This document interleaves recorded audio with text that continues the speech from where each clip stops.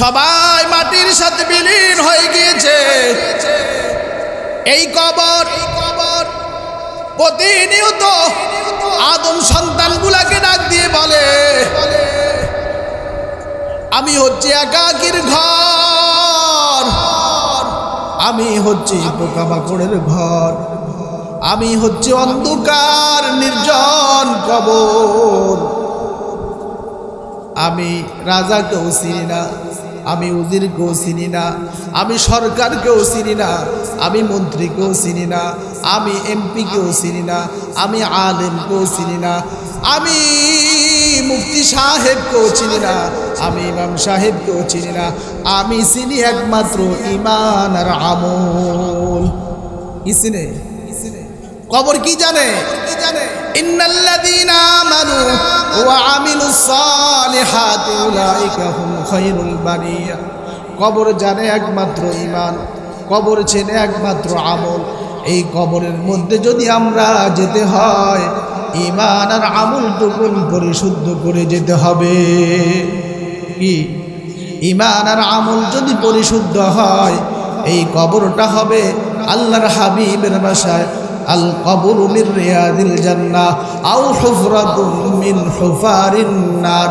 এই কবরটা হয়তো আপনার জন্য জান্নাতের একখানা ঘর, আর না হয় এই কবরটাই হবে আপনার জন্য জাহান্নামের একখানা গর্ত। কবর কি?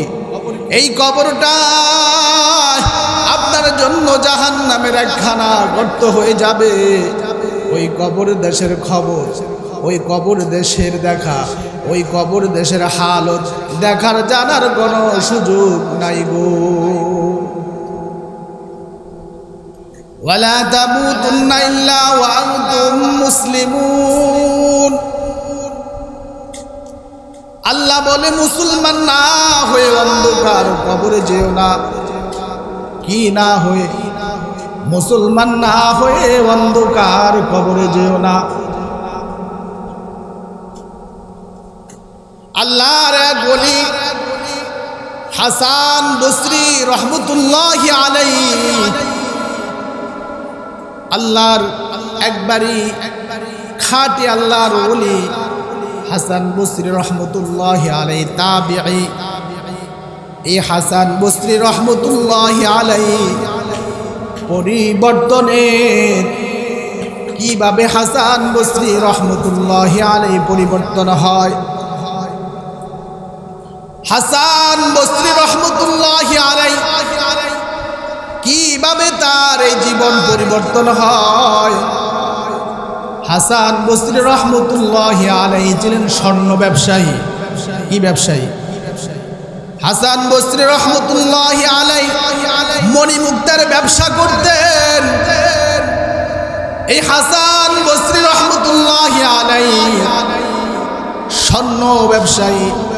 রোম সম্রাটের একজন উজিরের সাথে সম্পর্ক ছিল। কার? রোম সম্রাটের উজিরের সাথে হাসান বসরির সাথে সম্পর্ক।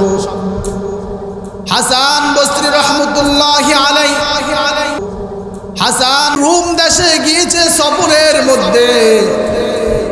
যাওয়ার পরে উজিরের সাথে সাক্ষাৎ। উজির হাসান বসরি রহমতুল্লাহি আলাইহিকে একবারই রাজ দরবারের কাছে নিয়ে গিয়েছে, একবারই সংসদ এলাকায় উজির নিয়ে গিয়েছে। হাসান বসরি রহমতুল্লাহি আলাইহি যখন গিয়েছে, ওই দিন একটা সুন্দর একটা তাবু স্বর্ণ অলংকার দিয়ে সাজিয়ে একটা তাবুর পাশে বিশাল একদল সৈন্য বাহিনী আসলো। এই সৈন্যবাহিনী আসার পরে তাদের বাসায় কি যেন বলে চলে গিয়েছে। এর কিছুক্ষণ পরে আরেক দল বড় জ্ঞানী, বড় বুদ্ধিজীবীরা এসে কি যেন বলতে বলতে ঘুরিয়ে নিয়ে চলে গিয়েছে। কিছুক্ষণ পর অনেকগুলা বিদ্যা মানুষ বুড়ো মানুষ, অনেক শিশু মানুষ এসে চতুর্দিকে, তাঁবুর চতুর্দিকে এসে ঘুরে ফিরে চলে গিয়েছে, কি যেন তাদের ভাষায় বলতে বলতে চলে গিয়েছে। এরপরে হাসান বসরি রহমতুল্লাহি আলাইহি বলতেছে, অনেকগুলা সুন্দরী মহিলা তাদের মাথার উপরে স্বর্ণমণি মুক্তা তাদের মাথার উপরে নিয়ে এসে এই তাঁবুর চতুর্দিকে ঘুরে ফিরে কি যেন তাদের ভাষায় বলতে বলতে চলে গিয়েছে। এরপরে কিছুক্ষণ পরে রোম সম্রাট এই তাঁবুর কাছে এসে তাঁবুর ভিতরে ঢুকে তার ভাষায় কি যেন বলে বলে চলে গিয়েছে। এবার হাসান বসরি রহমতুল্লাহি আলাইহি উজিরকে বলতেছে, এই যে সর্বপ্রথম যারা এসেছে, সৈন্যদল সৈন্যবাহিনী যারা এসেছে, তাদের ভাষায় তারা কি যেন বলতে বলতে চলে গিয়েছে। উজির বলতেছে, এই যেই জায়গাটার মধ্যে, যেই তাঁবুটার মধ্যে তারা চতুর্দিকে ঘুরে ফিরে চলে গিয়েছে, এই তাঁবুটার মধ্যে রোম সম্রাটের একজন সন্তান আছে, যেই সন্তানটাকে রোম সম্রাট অনেক ভালোবাসতো, যেই সন্তানটাকে রোম সম্রাট অনেক স্নেহ করত। কিন্তু এই সন্তান রোগে পড়ে অসুস্থতার কারণে এই সম্রাট দুনিয়া থেকে বিদায় হয়ে চলে গিয়েছে। প্রথম যে দেশের সৈন্যবাহিনী এসেছে, তারা তাঁবুর চতুর্দিকে ঘুরে ফিরে বলতেছে, ও রাজকুমার, আমরা এমন সৈন্য, এমন শক্তিধর বাহিনী, আমাদের যেই ক্ষমতা আছে, আমাদের এই ক্ষমতা দিয়ে যদি তোমার মরণ থেকে বাঁচানো যাইতো, তাহলে আমরা তোমার মৃত্যু থেকে বাঁচাইবার জন্য আমরা যুদ্ধ করে তোমাকে মরণ থেকে বাঁচাইতাম। কিন্তু যেই মালিক, যে আল্লাহ তোমাকে মরণ দিয়েছে, ওই আল্লাহর সাথে কোনো যুদ্ধ চলে না। কথা বুঝছেন নি? খেয়াল করেন। হাসান বসরি রহমতুল্লাহ অনেক বড় আল্লাহর ওলি, উনি তাবিঈ, অনেক বড় আল্লাহর ওলি। ওনার জীবন পরিবর্তন হওয়ার পিছনে সর্বপ্রথম যেই ঘটনা ওনার সাথে ঘটে, এই ঘটনাটাই বলতেছে। কি বলেছে? দেশের প্রশাসন কি বলেছে? যদি আমাদের শক্তি থাকতো, তাহলে যুদ্ধ করে আমরা তোমাকে মৃত্যু থেকে বাঁচাইতাম। কি থেকে? মৃত্যু থেকে বাঁচাইতাম। এই কথা বলে তারা চলে গিয়েছে। এরপরে উজির বলতেছে, এরপরে যে বিশাল একটা দল এসেছে, তারা সবাই ছিল এদেশের বড় বড় পণ্ডিত, কি রোম সম্রাটের বড় বড় জ্ঞানী মানুষগুলা। এই 400 জন বড় বড় জ্ঞানীরা তারা এসেছে। তারা চতুর্দিকে ঘুরে বলতেছে, ও রাজকুমার, তোমার এই মরণ থেকে যদি আমাদের জ্ঞান, আমাদের বুদ্ধি দ্বারা বাঁচানো যাইতো, আমরা অবশ্যই তোমাকে বাঁচাইতাম।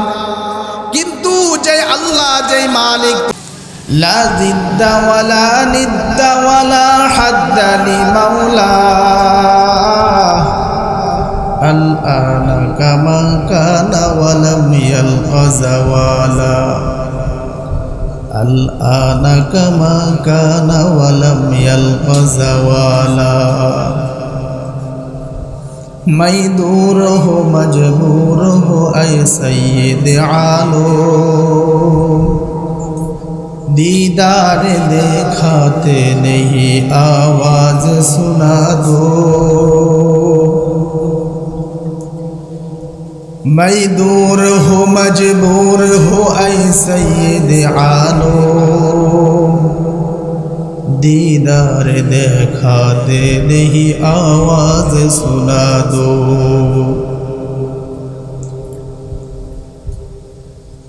ঐতিহ্যবাহী কাউলিপাড়া যুব সমাজ ও প্রবাসীদের যৌথ উদ্যোগে আজকের এই মহতে মাহফিলের আয়োজন করা হয়েছে। এই জান্নাতের বাগানটুকু আমাদেরকে আসল বাস্তবিক অবস্থাগুলা তুলে ধরার জন্য এই মাহফিলের দ্বারায় আমরা আমাদের আসল অবস্থাটুকু জানতে পারব, সত্য বিষয়গুলা আমরা জানতে পারব, বাস্তবিক বিষয়গুলো আমাদেরকে কোরআন ও হাদিস থেকে নসিহত করে বলা হবে। আর যে এই চাকচিক্যের যে জগৎটা আছে, এটা যে আসলে ধোঁকা, এই বিষয়গুলো আমাদেরকে স্মরণ করিয়ে দিবে। আল্লাহ তাআলা ইরশাদ করতেছেন, ইয়া আইয়ুহাল্লাযীনা আমানুত্তাকুল্লাহ, ইয়া আইয়ুহাল্লাযীনা আমানুত্তাকুল্লাহ হাক্কা তুকাতিহি। এই জায়গায় আল্লাহ তাআলা একটা বিষয় আলোচনা করেছে। প্রথম আল্লাহ মুমিনদেরকে, ঈমানদারদেরকে আল্লাহ তাআলা আহ্বান করেছে। আল্লাহ বলে, হাক্কা তুকাতিহি, হে ঈমানদারগণ আমাকে ভয় করো, যেমন করে আমাকে ভয় করা প্রয়োজন। কাকে ভয় করার জন্য বলেছে? আল্লাহকে ভয় করার জন্য বলেছে। আল্লাহকে, আল্লাহর পরিচয়, আল্লাহ হচ্ছে তিনি যিনি সব কিছু সৃষ্টি করেছে। আল্লাহু খালাকা কুল্লা শাই, যিনি সব কিছু সৃষ্টি করেছে তিনি হচ্ছে আল্লাহ। যিনি সব কিছু সৃষ্টি করেছে তিনি হচ্ছে আল্লাহ। قل أرأيتم إن جعل الله عليكم الليل سرمدا إلى يوم القيامة من إله غير الله يأتيكم بضياء أفلا تسمعون।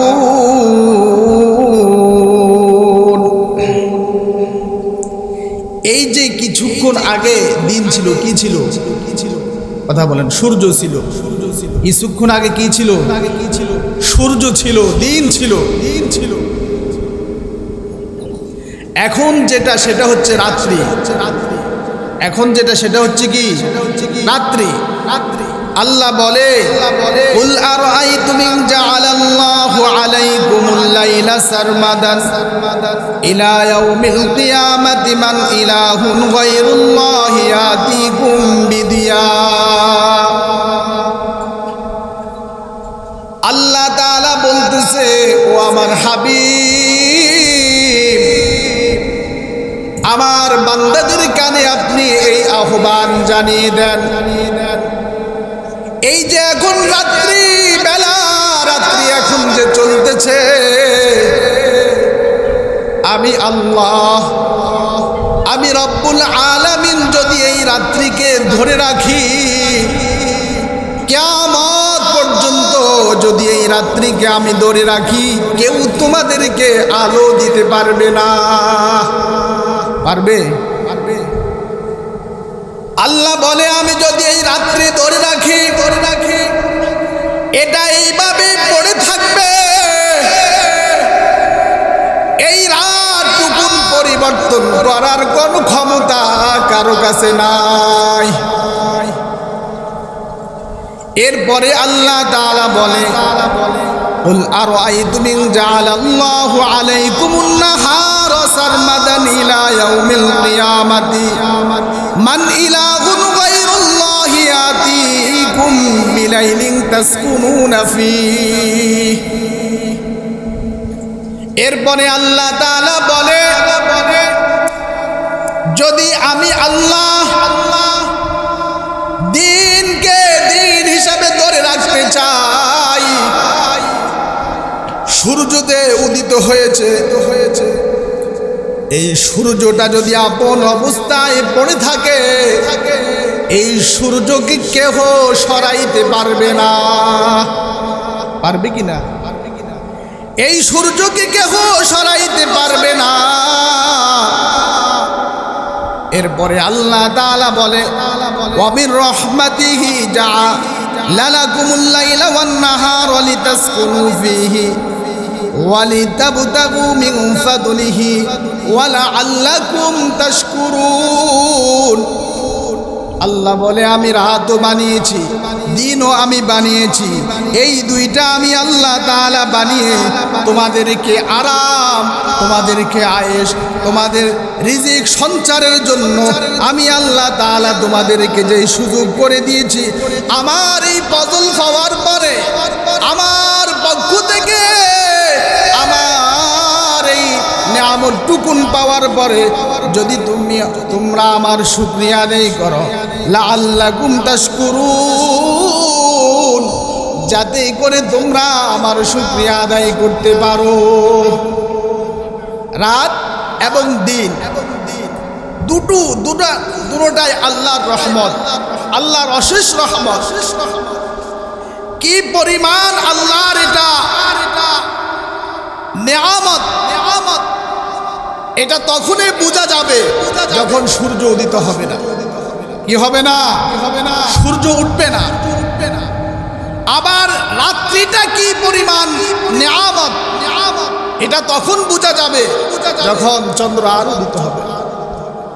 তাহলে এই নেয়ামতটুকুন আল্লাহ এই কিছুক্ষণ আগে ছিল দিন, এখন চলতেছে রাত্রি। এই নেয়ামতটুকু আল্লাহ আমাদেরকে দিয়ে আল্লাহ বলে, বান্দা আমার শুকরিয়া আদায় করো। কার শুকরিয়া? আমার নেয়ামত পাওয়ার পরে। শুধু যে দুই একটা নেয়ামত আমি তোমাদেরকে দিয়েছি তা না। ওয়াইন তাউদ্দু নি'মাতাল্লাহি লা তুহসুহা ওয়াইন তাউদ্দু নি'মাতাল্লাহি লা তুহসুহা। আল্লাহ বলে, বান্দা আমার নেয়ামতগুলা তোমরা যতই গণনা করবা, আমার নেয়ামতগুলা তোমরা যতই গণনা করবা, আমার নেয়ামতগুলা গনে তোমরা কখনো শেষ করতে পারবা না। তোমাদের 3.5 হাত দেহের ভিতরে যা আমি রেখে দিয়েছি, এই সব হচ্ছে আমার পক্ষ থেকে নেয়ামত। জমিনের বুকে আমি যা রেখে দিয়েছি সব কিছু আমার পক্ষ থেকে নেয়ামত। আসমানের মধ্যে আমি যা রেখে দিয়েছি সব কিছু হচ্ছে আমার পক্ষ থেকে তোমাদের জন্য নেয়ামত। আমি মালিক, তোমাদেরকে দয়া করে, আমি আল্লাহ তোমাদেরকে মায়া করে আমার পক্ষ থেকে একজন নবী দান করেছি, সেটা আমার পক্ষ থেকে বড় নেয়ামত। আমি আল্লাহ আমার পক্ষ থেকে তোমাদেরকে আসমানি সর্বশ্রেষ্ঠ কিতাব দান করেছি, এটা আমার পক্ষ থেকে বড় নেয়ামত। এটা আল্লাহর পক্ষ থেকে বড় নেয়ামত। আল্লাহ বলে, লা ইন শাকারতুম লা আযীদান্নাকুম ওয়া লা ইন কাফারতুম ইন্না আযাবী লাশাদীদ। আল্লাহ বলে, আমি যেই নেয়ামতগুলা তোমাদেরকে দিয়েছি, আমার এই নেয়ামতগুলা পাওয়ার পরে যদি তোমরা শুকরিয়া আদায় করো, আমি আল্লাহ নেয়ামত বাড়িয়ে দিব। আর আমার এই নেয়ামতগুলা পাওয়ার পরে যদি তোমরা আমার নেয়ামতের না শুকরি করো, আমি নেয়ামতটা তোমাদের থেকে ছিনিয়ে নিব। শুধু যে নেয়ামত ছিনিয়ে নিব তা না, এই নেয়ামতটুকুন ছিনিয়ে নিয়ে আমি আল্লাহ তোমাদেরকে কঠিন আযাবের মধ্যে গ্রেফতার করব। তাহলে এই কোরআনের বাগান, এই জান্নাতের বাগান, এটা আমাদের জন্য অবশ্যই নেয়ামত। কত বড় নিয়ামত, কত বড় নিয়ামত। এখানে যতই বোঝানো হয়, যতই বলা হয় আমরা বুঝবো না, যতই আমাদেরকে বোঝানো হয় আমরা বুঝবো না। ওই দিন ঠিকই আমরা বুঝবো, যেই দিন আমাদের দুটো চক্ষু বন্ধ হয়ে যাবে। কবে বুঝবো? ওই দিন আমরা ঠিকই বুঝবো, যেই দিন আমাদের শ্বাস বন্ধ হয়ে যাবে। ওই দিন ঠিকই আমরা বুঝবো, যেই দিন মালাকুল মাউত আমাদেরকে থাবা দিবে। ওই দিন ঠিকই আমরা বুঝবো, যেই দিন দুনিয়ার সব কিছু পর হয়ে যাবে। বুঝবো কিনা? এমন একটা সময় আসবে বুঝবো, আল্লাহর কালামের একটা বাণীও মিথ্যা না। আল্লাহ তাআলা বলে, ইন্নাল্লাযীনা কাফারু সাওয়াউন আলাইহিম আ'আনযারতাহুম আম লাম তুনযিরহুম লা ইউমিনুন। ইন্নাল্লাযীনা কাফারু সাওয়াউন আলাইহিম আ'আনযারতাহুম আম লাম তুনযিরহুম লা ইউমিনুন। আল্লাহ বলে, যারা আমি আল্লাহকে অস্বীকার করে তাদেরকে আপনি ভয় দেখান অথবা নাই দেখান, এই দুটোটাই তাদের জন্য বরাবর। কি? যারা আল্লাহকে অস্বীকার করে, যারা আল্লাহকে মানে না, যারা তার রবকে জানে না, আল্লাহকে স্বীকার করে না, তাদেরকে ভয় দেখান আর না দেখান দুটোটাই হচ্ছে বরাবর। আল্লাহ বলে, ইয়া আইয়ুহাল্লাযীনা আমানুত্তাকুল্লাহ। আল্লাহ ঈমানদারদেরকে ডাক দিয়ে বলতেছে, হে ঈমানদারগণ, তোমরা আমি আল্লাহকে ভয় করো। যেমন করে আল্লাহকে ভয় করা দরকার, এই জায়গায় আল্লাহ তাআলা এক সাবজেক্টের আলোচনা করেছে। এর পরের অংশে আল্লাহ বলতেছে, ওয়ালা তামুতুন্না ইল্লা ওয়া আনতুম মুসলিমুন। এর পরের অংশে আল্লাহ তাআলা বলতেছে, তোমরা মৃত্যুবরণ করিও না ইল্লা ওয়া আনতুম মুসলিমুন, মুসলমান না হয়ে তোমরা মৃত্যুবরণ করিও না। আল্লাহ কি বলেছে? মুসলমান না হয়ে মৃত্যুবরণ করো না। আল্লাহর হাবিব বলে, আকসিরু যিকরা হাদিমিল লাযযাতিল মাউত। তোমরা মৃত্যুর কথা বেশি বেশি স্মরণ করো। কিসের কথা? তোমরা মৃত্যুর কথা বেশি বেশি স্মরণ করো, কারণ মরণ এমন এক জিনিস, মরণ এমন এক জিনিস, মৌতু কাসিম কুল্লু নাসিন শারবু কবরু বাইতিন কুল্লু নাসিন দাখিলু। ওই মৃত্যুর শরাব এমন এক শরাব, এই শরাব প্রত্যেকটা আদম সন্তান পান করবে। ওই কবর এমন এক ঘর, ওই ঘরে প্রত্যেকটা আদম সন্তান যেতে হবে। কি বলেন? যাইবে কিনা? মৃত্যু থেকে রেহাই পাওয়ার কোনো সুযোগ নাই। সব বিষয় নিয়ে যদি মতনৈক্য থাকে, কিন্তু মৃত্যুর বিষয় নিয়ে কারো কোনো মতনৈক্য নাই। এই মৃত্যুর ব্যাপারে কারো কোনো সন্দেহ নাই। মরণ এমন এক জিনিস, কখন আসবে, কি অবস্থায় আসবে, ছোটবেলায় আসবে না বৃদ্ধ বয়সে আসবে, রাজার কাছে আসবে না উজিরের কাছে আসে, আলেমের কাছে আসে না জাহিলের কাছে আসে, এই মরণ কার কাছে কখন আসবে বলা যায় না। কি? এই মৃত্যু কখন কার কাছে আসবে বলা যায় না। আল্লাহর কোরআনের ভাষায় আল্লাহ বলে, কুল্লু নাফসিন যায়িকাতুল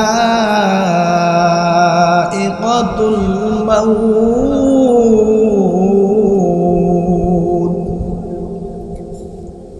কুল্লু নাফসিন যায়িকাতুল মাউত। আল্লাহ বলে প্রত্যেকটা প্রাণী মরণশীল, প্রত্যেকটা প্রাণী মৃত্যুর স্বাদ ভোগ করবে। সবাই কিসের স্বাদ ভোগ করবে? কথা বলেন। সবাই সবাই মৃত্যুর স্বাদ ভোগ করবে। এই মরণ থেকে যেখানে পালাও, মৃত্যু কিন্তু তোমাকে খুঁজে বাহির করবে। কুল ইন্নাল মাউতাল্লাযী তাফিরুনা মিনহু ফাইন্নাহু মুলাকীকুম সুম্মা তুরাদ্দুনা ইলা আলিমিল গায়বি ওয়াশ শাহাদাহ ফায়ুনাব্বিউকুম বিমা কুনতুম তা'মালুন। মরণ থেকে পালাও যে ধায়, মরণ নিবে তোমায় ঘিরি। যদিও সুদূর আকাশ পানে, লুকাও সেথায় লাগিয়ে সিঁড়ি। নদী পথে নৌকা চালাও ও মাঝি ভাই, বেলা ডুবার আগে আমি ওপার উঠতে চাই। ডুবে গেলে বেলারে আর ওঠে না, ভেঙে গেলে বেলারে আর জমে না। গুলাজ গুলশান জুদা গাছটা তরু তাজা নমি মানন, আগার মানন সবে মানন, সবে দিগর নবী মানন। তাহলে মৃত্যু থেকে পালাইবার কোনো সুযোগ নাই। মরণ কার কাছে কখন আসবে তাও জানা নাই। একদিন হঠাৎ করে মৃত্যু আমার আপনার সামনে চলে আসবে। যে অবস্থায় মরণ মৃত্যু আমার সামনে আসবে, মালাকুল মাউতকে দেখার পরে যদি ও বলি ভাই আমি বড় পেরেশানির মধ্যে আছে, সামান্য কয়েকদিনের জন্য সময় দাও। ও মালাকুল মাউত, আমার অমুক কাজটা বাকি আছে, আমাকে একটু সময় দাও। ও মালাকুল মাউত, আমি অনেক গুনাহ করেছি, আমাকে একটু তাওবা করার সুযোগ করে দাও। মালাকুল মাউত বলে আর এক মুহূর্ত তোমার সময় নাই। ফাইদা জাআ আজালুহুম লা ইস্তাখিরুনা সাআতাও ওয়া লা ইস্তাকদিমুন। মরণ যখন তোমার ডাক এসে যাবে, মালাকুল মাউত যখন তোমার সামনে চলে আসবে, আর এক মুহূর্তের জন্য সময় দেওয়া হবে না। দিবে? কথা বলেন। এক মুহূর্তের জন্য সময় দিবে। আসার আগে ফোন করে আসবে, আসার আগে পারমিশন নিবে না। ওই আজরাইল এই পৃথিবীর জমিনে শুধুমাত্র দুইজন নবীর কাছে পারমিশন নিয়ে এসেছে। কয়জন নবীর কাছে? দুইজন নবীর কাছে শুধুমাত্র পারমিশন নিয়ে এসেছে। আর এই পৃথিবীর কারো কাছে আজরাইল আসার জন্য পারমিশন চান নাই। আমাদের নবী দু জাহানের বাদশাহ হযরত মুহাম্মদুর রাসূলুল্লাহ সাল্লাল্লাহু আলাইহি ওয়াসাল্লামের কাছে আজরাইল যখন আসে, আমার নবীর কাছে আজরাইল এসে সালাম দিয়ে আজরাইল আল্লাহর হাবিবের কাছে সালাম দিয়ে আজরাইল বলতেছে, ওগো আল্লাহর হাবিব, আল্লাহ তাআলার দিদারের জন্য মালিক অপেক্ষায়। আপনি যদি চান আপনার প্রাণ কবজ করা হবে, আপনার রূহ কবজ করা হবে, আপনার মালিকের কাছে আপনি চলে যাইবেন। তবে আপনার মালিক আপনার কাছে জানতে চায় আপনি কি যাবেন না থাকবেন।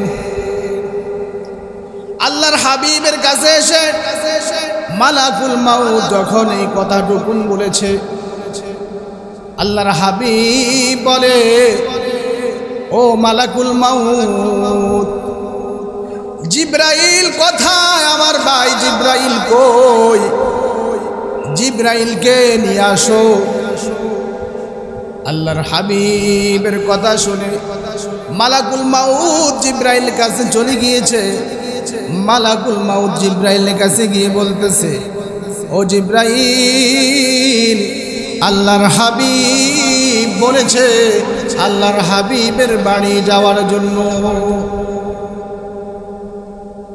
জিব্রাইল আলাইহিস সালাতু ওয়াস সালাম আল্লাহর হাবিবের কাছে যখন এসেছে, জিব্রাইল আলাইহিস সালাতু ওয়াস সালাম কান্নাকাটি করতেছে, আল্লাহর হাবিবও কান্নাকাটি করতেছে। জিব্রাইল আলাইহিস সালাতু ওয়াস সালামকে আল্লাহর হাবিব বলতেছো, ভাই জিব্রাইল তুমি কেন কান্নাকাটি করো? জিব্রাইল আলাইহিস সালাতু ওয়াস সালাম বলতেছে, ওগো আল্লাহর হাবিব, আমি আপনার কাছে সব সময় আসতাম, সদা সর্বদাই আপনার কাছে ওহী নিয়ে আসতাম। এই জমিনে আল্লাহ তাআলা যত নবী রাসূল পাঠিয়েছে, আমি সব রাসূলদের কাছে ওহী নিয়ে এসেছি। কোন রাসূলদের কাছে আমি 5 বার, 7 বার, 10 বার, 100 বার এইভাবে ক্রমান্বয়ে আমি রাসূলদের কাছে ওহী নিয়ে এসেছি। ওগো আল্লাহর হাবিব, কিন্তু আমি আপনার কাছে ওহী নিয়ে 1 বার, 2 বার, 100 বার আসি নাই। আমি ওহী নিয়ে আপনার কাছে 24,000 বার এসেছি। কতবার? আমি ওহী নিয়ে আপনার কাছে 24,000 বার এসেছি। এখন যে আমি আপনার থেকে বিদায় নিব, আর আপনার এই নুরানি চেহারাটুকু আমি দেখতে পারবো না। এবার জিব্রাইল আলাইহিস সালাতু ওয়াস সালাম বলে, ওগো আল্লাহর হাবিব, আপনি কেন কাঁদেন? আপনার মেয়ে ফাতেমার জন্য আপনি কাঁদেন? আপনি কি আপনার পরিবারের জন্য কাঁদতেছেন? আপনি কেন কাঁদেন? আল্লাহর হাবিব বলে, ও জিব্রাইল, আমার মালিকের কাছে আমি জানতে চাই আমার গুনাহগার উম্মতের কি অবস্থা হবে। কি? আমি জানতে চাই আমার গুনাহগার উম্মতের কি হালত হবে। আমি যদি চলে যাই, আমার উম্মতের রাহবার কে হবে? আমার উম্মতগুলাকে কে রাহবারি করবে? আমি যদি চলে যাই, আমার উম্মতের কি অবস্থা হবে? এই জন্য আমি কান্নাকাটি করতেছি। আল্লাহর হাবিব যখন কাঁদতেছে, জিব্রাইল আলাইহিস সালাতু ওয়াস সালাম আল্লাহর কাছে গিয়ে বলতেছে, ও আল্লাহ, আপনার হাবিব আপনার কাছে আসতে চায়, তবে আপনার হাবিব জানতে চায় আপনার হাবিবের গুনাহগার উম্মতের কি অবস্থা হবে। আল্লাহ তাআলা বলে, ও জিব্রাইল, আমার হাবিবকে জানিয়ে দিন, আমার হাবিবকে জানিয়ে দিন, আমার হাবিবের উম্মতের জন্য আমি আল্লাহ যথেষ্ট। আমার হাবিবকে আমি নিয়ে আসার পরে আমার হাবিবের, আমার এই বান্দাগুলাকে আমি আল্লাহ কি করব? হেফাজত করব। কে করবে? কে করবে? আল্লাহ নিজেই করবে। নবী যখন যাচ্ছে, আল্লাহর হাতে এই উম্মতের ভার আল্লাহর হাতে তুলে দিয়ে গেছে। এরপরে আল্লাহর হাবিব মৃত্যুর বিছানায় যখন মালিক পড়ে গিয়েছে, জিব্রাইল যখন আল্লাহর হাবিবের বুকের উপরে হাত রেখেছে, আল্লাহর হাবিব বলে, ও ভাই জিব্রাইল, আমার বুকের উপরে কি উহুদ পাহাড় রেখেছো? আমার মনে হয় আমার বুকের উপরে তুমি আসমান জমিন রেখে দিয়েছো। ও ভাই জিব্রাইল, মৃত্যুর থাবা, মৃত্যুর যন্ত্রণা যদি এতই কঠিন হয়, আমার গুনাহগার উম্মতগুলার কি অবস্থা হবে। আল্লাহ তাআলা জানিয়ে দিয়েছে, ওগো আমার হাবিব, আপনার উম্মতকে জানিয়ে দিন, আমি আল্লাহ কোরআনে হাকিমের মধ্যে একখানা আয়াত রেখে দিয়েছি। ওই আয়াতটুকু যদি 5 ওয়াক্ত নামাজের পরে আয়াতটা তেলাওয়াত করা হয়, ওই মৃত্যুর সময় আমি আল্লাহ তাআলা, আমি মালিক ওই মৃত্যুটা এত সহজ করে দিব, যেমন শিশু তার মায়ের কোলের মধ্যে স্তনের মধ্যে দুধ খেতে খেতে ওই শিশু বাচ্চার ঘুম চলে আসে, ঠিক তেমনি ভাবে একজন ইমানদারের মৃত্যু হয়ে যাবে। সুবহানাল্লাহ, সুবহানাল্লাহ। মৃত্যু যন্ত্রণা অনেক কঠিন। মরণ এটা এমন এক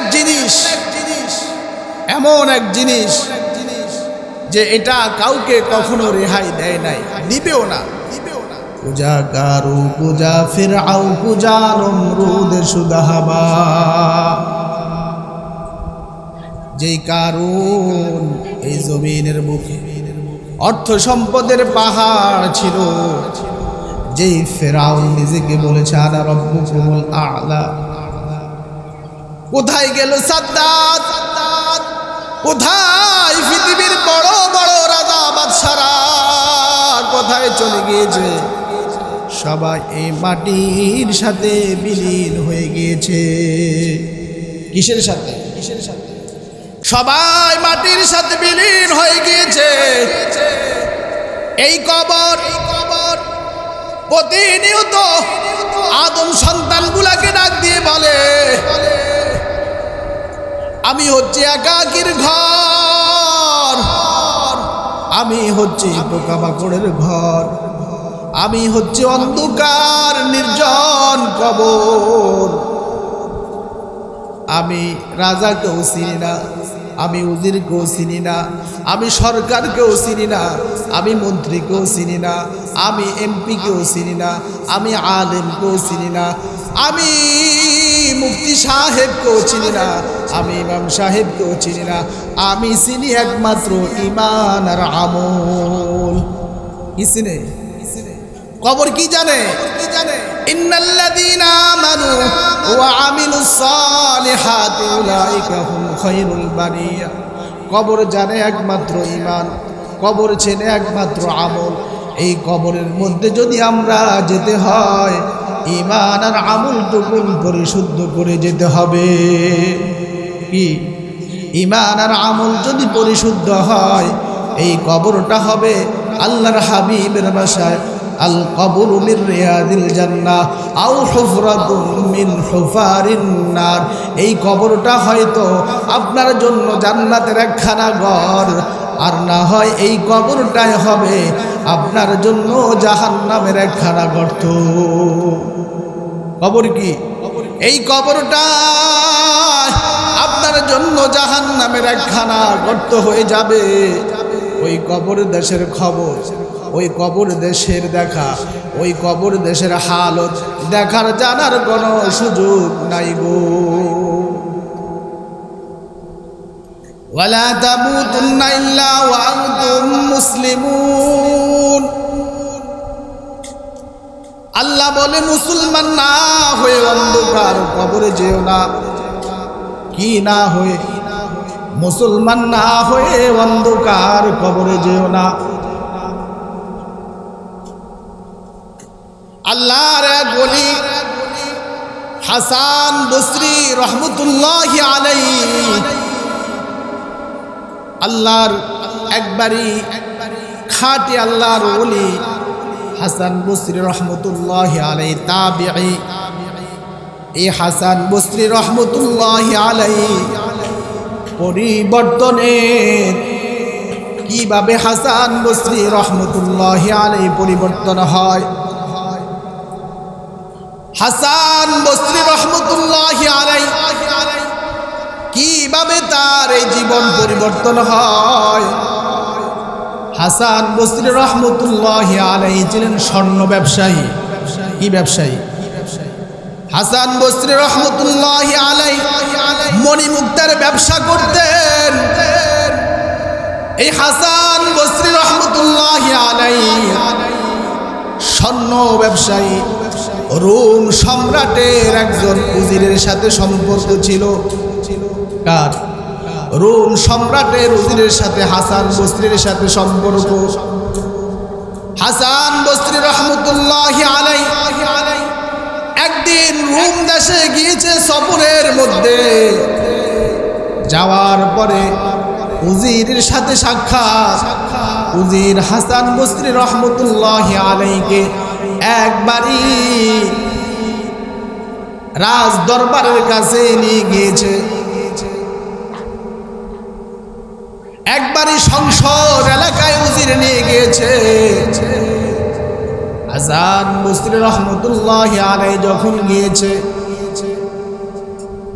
ওই দিন একটা সুন্দর একটা তাবু স্বর্ণ অলংকার দিয়ে সাজিয়ে একটা তাবুর পাশে বিশাল একদল সৈন্যবাহিনী আসলো। এই সৈন্যবাহিনী আসার পরে তাদের বাসায় কি যেন বলে চলে গিয়েছে। এর কিছুক্ষণ পরে আরব দল, বড় জ্ঞানী, বড় বুদ্ধিজীবীরা এসে কি যেন বলতে বলতে ঘুরিয়ে নিয়ে চলে গিয়েছে। কিছুক্ষণ পর অনেকগুলা বিদ্যা মানুষ, বুড়ো মানুষ, অনেক শিশু মানুষ এসে চতুর্দিকে, তাঁবুর চতুর্দিকে এসে ঘুরে ফিরে চলে গিয়েছে। কি যেন তাদের ভাষায় বলতে বলতে চলে গিয়েছে। এরপরে হাসান বসরি রহমতুল্লাহি আলাইহি বলতেছে, অনেকগুলা সুন্দরী মহিলা তাদের মাথার উপরে স্বর্ণমণি মুক্তা তাদের মাথার উপরে নিয়ে এসে এই তাঁবুর চতুর্দিকে ঘুরে ফিরে কি যেন তাদের ভাষায় বলতে বলতে চলে গিয়েছে। এরপরে কিছুক্ষণ পরে রোম সম্রাট এই তাঁবুর কাছে এসে তাঁবুর ভিতরে ঢুকে তার ভাষায় কি যেন বলে বলে চলে গিয়েছে। এবার হাসান বসরি রহমতুল্লাহি আলাইহি উজিরকে বলতেছে, এই যে সর্বপ্রথম যারা এসেছে, সৈন্যদল সৈন্যবাহিনী যারা এসেছে, তাদের ভাষায় তারা কি যেন বলতে বলতে চলে গিয়েছে। উজির বলতেছে, এই যেই জায়গাটার মধ্যে, যেই তাঁবুটার মধ্যে তারা চতুর্দিকে ঘুরে ফিরে চলে গিয়েছে, এই তাঁবুটার মধ্যে রোম সম্রাটের একজন সন্তান আছে, যেই সন্তানটাকে রোম সম্রাট অনেক ভালোবাসত, যেই সন্তানটাকে রোম সম্রাট অনেক স্নেহ করত। কিন্তু এই সন্তান রোগে পড়ে অসুস্থতার কারণে এই সম্রাট দুনিয়া থেকে বিদায় হয়ে চলে গিয়েছে। প্রথম যে দেশের সৈন্যবাহিনী এসেছে, তারা তাঁবুর চতুর্দিকে ঘুরে ফিরে বলতেছে, ও রাজকুমার, আমরা এমন সৈন্য, এমন শক্তিধর বাহিনী, আমাদের যেই ক্ষমতা আছে, আমাদের এই ক্ষমতা দিয়ে যদি তোমার মরণ থেকে বাঁচানো যাইতো, তাহলে আমরা তোমার মৃত্যু থেকে বাঁচাইবার জন্য আমরা যুদ্ধ করে তোমাকে মরণ থেকে বাঁচাইতাম। কিন্তু যেই মালিক, যে আল্লাহ তোমাকে মরণ দিয়েছে, ওই আল্লাহর সাথে কোনো যুদ্ধ চলে না। কথা বুঝছেন নি? খেয়াল করেন। হাসান বসরি রহমতুল্লাহি অনেক বড় আল্লাহর ওলি, উনি তাবিঈ, অনেক বড় আল্লাহর ওলি। ওনার জীবন পরিবর্তন হওয়ার পিছনে সর্বপ্রথম যেই ঘটনা ওনার সাথে ঘটে, এই ঘটনাটাই বলতেছে। কি বলেছে? দেশের প্রশাসন কি বলেছে? যদি আমাদের শক্তি থাকতো তাহলে যুদ্ধ করে আমরা তোমাকে মৃত্যু থেকে বাঁচাইতাম। কি থেকে?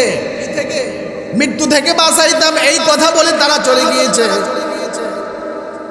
এরপরে উজির বলতেছে, এরপরে যে বিশাল একটা দল এসেছে, তারা সবাই ছিল এদেশের বড় বড় পণ্ডিত, কি রোম সম্রাটের বড় বড় জ্ঞানী মানুষগুলা।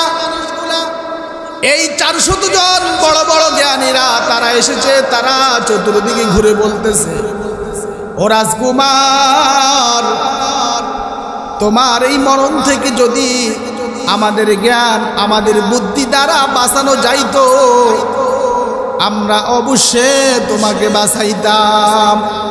কিন্তু যে আল্লাহ, যে মালিক তোমাকে মরণ দিয়েছে, ওনার কাছে আমাদের এই জ্ঞান আমাদের এই বুদ্ধির কোনো ভ্যালু নাই। কি নাই? আমাদের এই জ্ঞান বুদ্ধি, আমাদের এই দক্ষতা, আমাদের যা কিছু আছে এগুলার এমন কোনো ভ্যালু নাই। এর কিছুক্ষণ পরে বৃদ্ধ যে মানুষগুলা, যেই নবজাতক শিশুগুলা এসেছে, তারা কান্নাকাটি করে বলতেছে, ও রাজকুমার, যদি কান্নাকাটি করে রোনাজারি করে তোমাকে মরণ থেকে বাঁচানো যাইতো, তাহলে আমরা কান্নাকাটি রোনাজারি করে তোমাকে মরণ থেকে বাঁচাইতাম। কি? তোমাকে আমরা কান্নাকাটি করে মৃত্যু থেকে বাঁচাইতাম। এই মৃত্যু থেকে কান্নাকাটি রোনাজারি করে বাঁচানো যায় না। মানুষ মারার পরে কান্নাকাটি করেনি? হ্যাঁ, যখন মানুষ মারা যায় কান্নাকাটি করে।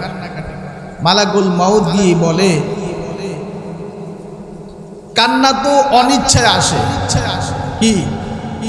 কাঁদা অনিচ্ছায় আসে। যদি কেউ কাঁদতে না চায়, আপনজন যখন চলে যায়, মা বাবা যখন চলে যায়, তখন ইচ্ছায় কি বুক পেটে কান্না আসে।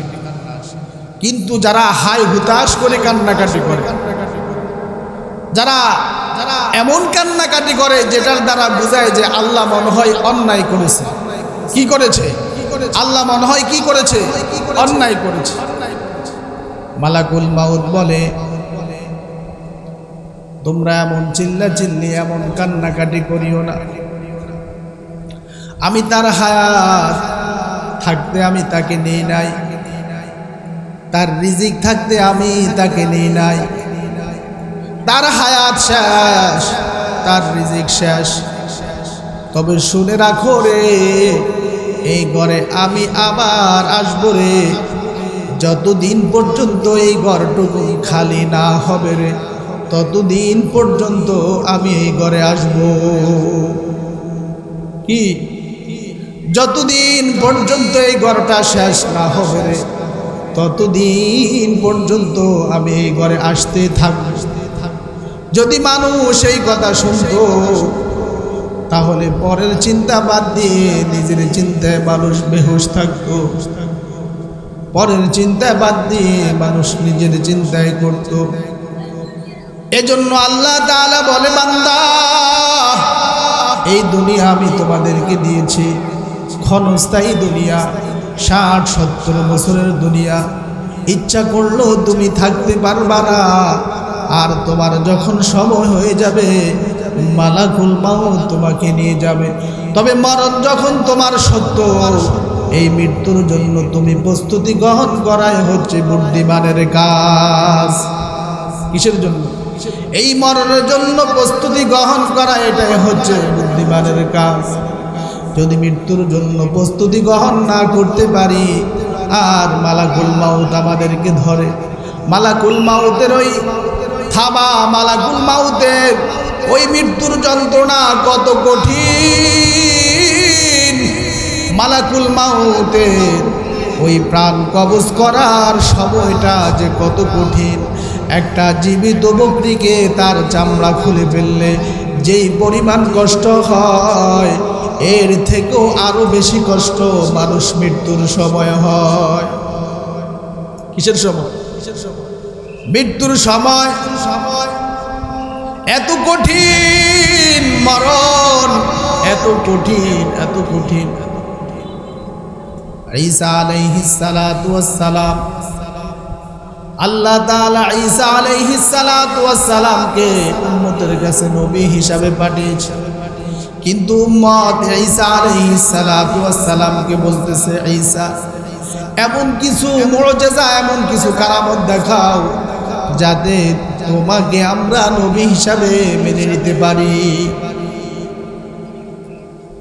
উম্মত ঈসা আলাইহিস সালাতু ওয়াস সালামের কাছে আবদার করেছে, ও ঈসা, ওই যে মানুষগুলা মারা গিয়েছে কবরস্থানের মধ্যে, যে মানুষগুলা শত শত বছর আগে মারা গিয়েছে, এই কবরগুলা থেকে একটা মানুষকে তুমি জীবিত করে দেখাও, তাহলে আমরা তোমার উপরে ঈমান গ্রহণ করব।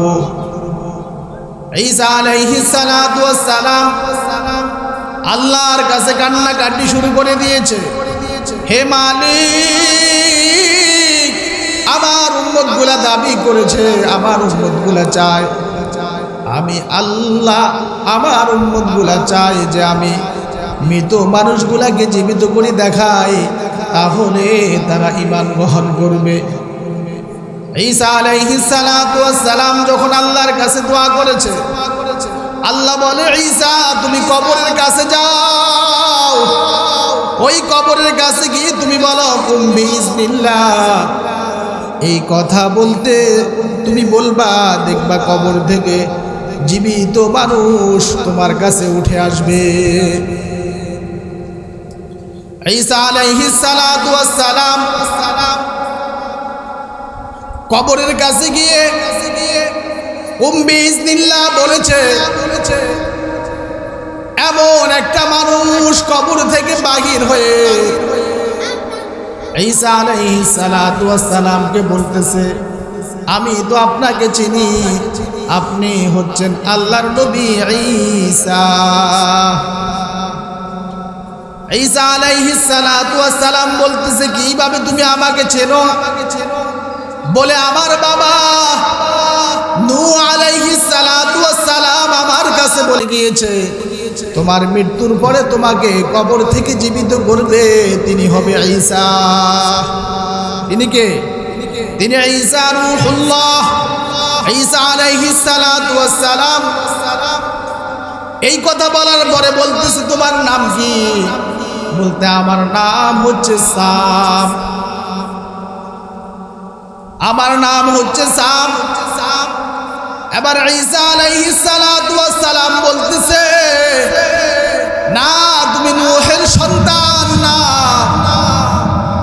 আমি দেখতেছি তোমার চুলগুলা সাদা, আমি দেখতেছি তোমার দাড়িগুলা সাদা, আমি তো জানি নূহের উম্মত, নূহ আলাইহিস সালাতু ওয়াস সালামের সময়কার মানুষগুলার দাড়ি চুল সাদা হতো না। দাড়ি চুল কি হতো না? দাড়ি চুল সাদা হতো না।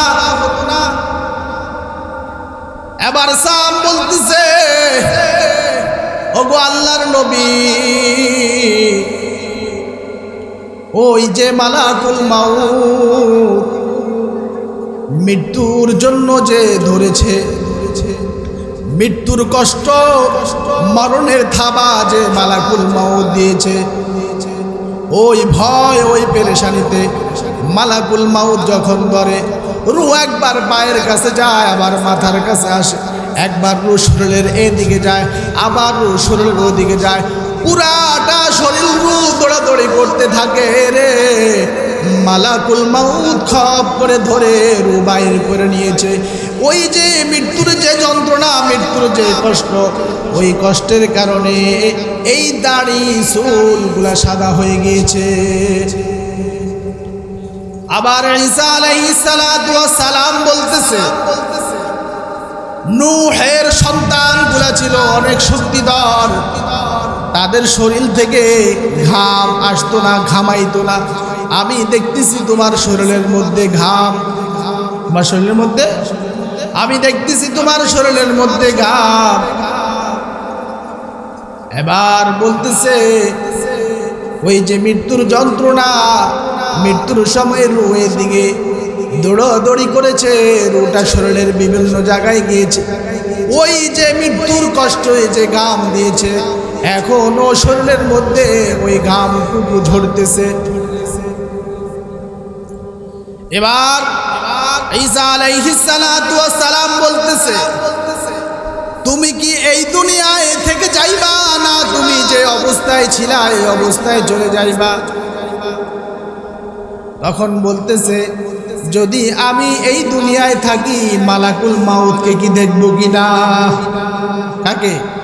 মালাকুল মাউতের সাথে কি সাক্ষাৎ হবে কিনা? আমি যদি এখানে থাকি আবার কি আমার মৃত্যু হবে কিনা? ঈসা আলাইহিস সালাতু ওয়াস সালাম বলতেছে, হ্যাঁ, তুমি যদি দুনিয়ায় থাকো আবার মালাকুল মাউত আসবে, আবার তোমার মরণ হবে। নূহের সন্তান সাম বলতেছে, ওগো আল্লাহর নবী, না না না, আমি যে অবস্থায় ছিলাম ওই অবস্থায় আবার আমাকে ফিরিয়ে দেন। কথা বুঝছেন? কথা বুঝছেন? মৃত্যু অনেক কঠিন, এটা আমাদেরকে কি অনিবার্য একটা জিনিস। হাসান বসরি রহমতুল্লাহ আলাইহি কয়টা ঘটনা, কয়টা বলছি, কে গিয়েছে? সেনাবাহিনী গিয়েছে। তারপরে কারা গিয়েছে? দেশের বুদ্ধিজীবীরা গিয়েছে, বৃদ্ধ মহিলারা, বৃদ্ধ পুরুষ, নবজাতক শিশুরা গিয়েছে। ওই যে সুন্দরী মহিলারা এসেছে, তারা তাঁবুর চতুর্দিকে ঘুরে ফিরে তারা বলতেছে, ও রাজকুমার, যদি স্বর্ণ মণিমুক্তা সুন্দর যদি মৃত্যুর মোকাবেলা করা যাইত, তাহলে মৃত্যু থেকে বাঁচাইবার জন্য সব স্বর্ণ মুদ্রা, সমস্ত সৌন্দর্য দিয়ে আমরা তোমাকে মৃত্যু থেকে বাঁচাইতাম। কথা বুঝছেন নি? পরে কে এসেছে? শেষে কে এসেছে? রোম সম্রাট। কে এসেছে? রোম সম্রাট শেষে এসেছে। রোম সম্রাট শেষে এসে বলছে, বাবা, যদি আমার বাদশাহী দিই আর এই পুরা পৃথিবীর সব ক্ষমতা দিয়ে যদি তোমাকে মৃত্যু থেকে বাঁচানো যাইতো, তাহলে তোমাকে কি মরণ থেকে আমরা বাঁচাইতাম? তোমরাকে কি মরণ থেকে বাঁচাইতাম? তাহলে কে গেল? কথা বলেন। পুরা দেশের প্রশাসন ফেল। পুরা দেশের কি প্রশাসন ফেল, পুরা দেশের বুদ্ধিজীবী ফেল, পুরা দেশের সব সম্পদ ফেল, পুরা দেশের বিদ্যা এবং শিশু সব ফেল, পুরা দেশের কি সম্পদ সৌন্দর্য সব শেষ, এমনকি বাদশার সব ক্ষমতাও শেষ। কার কাছে? মালাকুল মাউতের কাছে। কার কাছে? মালাকুল মাউতের কাছে। তাহলে আমরা এই বিষয়টা, মৃত্যুর বিষয়টা সামান্য কয়েকটা কথা বলেছি, যে মরণ আমাদের সামনে আসবে। যেই ব্যক্তি মৃত্যুর চিন্তা সব সময় মাথায় রাখে, ওই ব্যক্তি হচ্ছে সবচেয়ে সফল। যার মৃত্যুর পরে কি, মৃত্যুর পরে কি হবে? জান্নাত পাবে, সেই আসল সফল। কে আসল সফল? কথা বলেন। মরণের পরে যার মরণটা সুন্দর হবে, কবরটা যার সুন্দর হবে, হাসর যার সুন্দর হবে, ফুল সিরাতের পথ যে পাড়ি দিতে পারবে, যার আমল নামা ডান হাতে আসবে, সেই বাস্তবিক সফল। সেই কি? সেই বাস্তবিক সফল। আর এই ছাড়া এই সমস্ত জায়গাগুলাই যে ফেল, খাসিরাত দুনিয়া ওয়াল আখিরাহ, দুনিয়াটাও বরবাদ, আখিরাতটাও বরবাদ। দুনিয়া কি বরবাদ, আখিরাতটাও বরবাদ। আল্লাহ তাআলা আমাদের সকলকে আজকের এই ওয়াজ মাহফিল থেকে আলেম ওলামারা আসবে, আমাদেরকে নসিহত করবে। সর্বপ্রথম কি বলেছি? তারা আমাদেরকে সত্য বিষয়গুলো শোনাবে। কোন বিষয়গুলা? কথা বলেন।